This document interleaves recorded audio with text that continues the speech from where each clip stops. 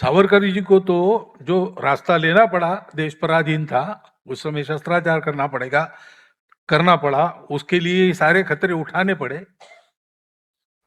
साहस करने पड़े, सब उन्होंने किया।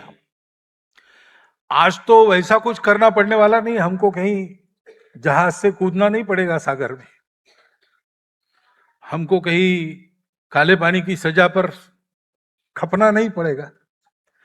हमको तो उससे बहुत सरल परिस्थिति मिली है। हमको में अपने से, अपने परिवार से प्रारंभ करके आचरण करना है। अपने बच्चों को दिशा देनी है कि खूब कमाओ लेकिन देश के लिए कमाओ, अपने लिए मत खर्चा करो। जो पढ़ना है पढ़ो, लेकिन ये सोच के पढ़ो कि देश के लिए क्या काम आने वाला है।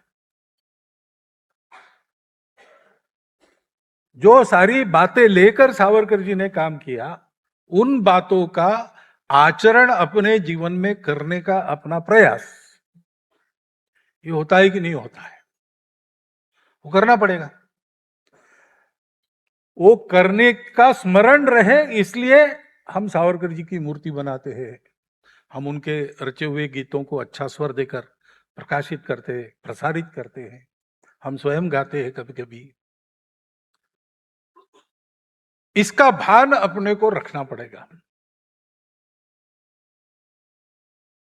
सावरकर जी स्वतंत्रता के बाद भी बहुत साल तक रहे। समय समय पर उन्होंने क्या होना चाहिए, कैसे होना चाहिए, इसके बारे में बोला भी है, प्रयास भी जितना कर सकते थे उतना किया है। आज नहीं तो कम से कम 20 साल बाद प्रत्येक भारतीय को ये कहते बनना चाहिए कि सावरकर जी की जो अपेक्षा थी वो भारत के प्रत्येक जन ने पूरी करने का पूरा प्रयास किया है। पूरा प्रयास करेंगे तो बहुशः यशस्वी होंगे ही होंगे।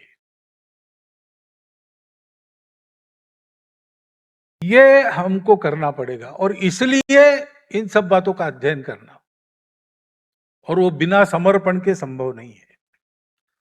अपने अपने छोटे छोटे स्वार्थ प्रायोरिटी प्रथम प्राथमिकता पर रखकर चलने के बाद ये संभव नहीं होता है। ये निश्चय करना पड़ता है कि जब तक चलते हैं चलेंगे, जब नहीं चलेंगे छोड़ देने पड़ेंगे, तब छोड़ देंगे, अर्पण कर देंगे। प्राथमिकता भारत है, राष्ट्र है, देश का जीवन है। राष्ट्र क्या है इसकी भी स्पष्ट कल्पना सावरकर जी ने दी है। उसको उन्होंने हिंदू राष्ट्र कहा है और हिंदू की व्याख्या भी बताई है। सिंधु सिंधु पर्यंता यस्य भारत भूमिका पितृभू पुण्यभूश्चैव सबैरिंदुरिति स्मृता। इस प्रकार के भाव से स्वयं को परिपूरित करते हुए संपूर्ण देश इस भाव से परिपूरित हो और सबके जीवन ऐसे बने और अपने शक्ति की पराकाष्ठा करते हुए प्रत्येक व्यक्ति देश के लिए जिए, देश के लिए जिए, स्वयं देश होकर जिए।